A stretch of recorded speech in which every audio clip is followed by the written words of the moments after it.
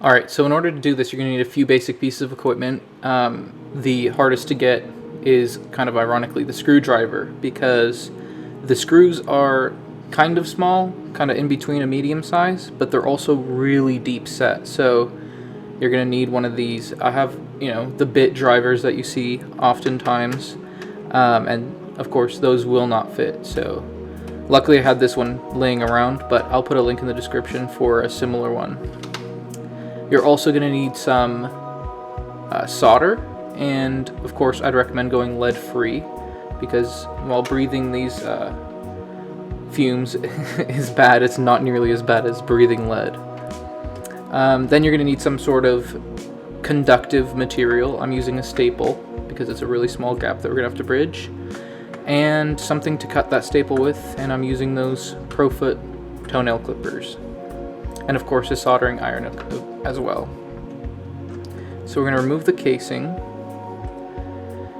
and I'm actually going to remove the glass element as well because I don't want it to get scratched. And if I take it off myself, then I'm in control of where it goes, unlike those screws.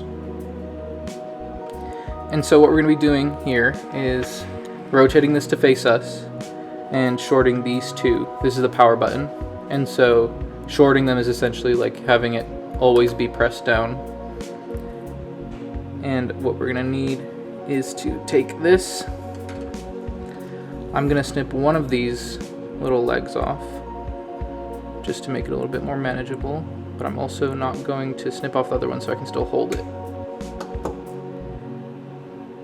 Okay, so what you're seeing here is me attempting to solder with a 9-year-old iron that's covered in gunk and has been sitting in the garage for probably about 2 years now.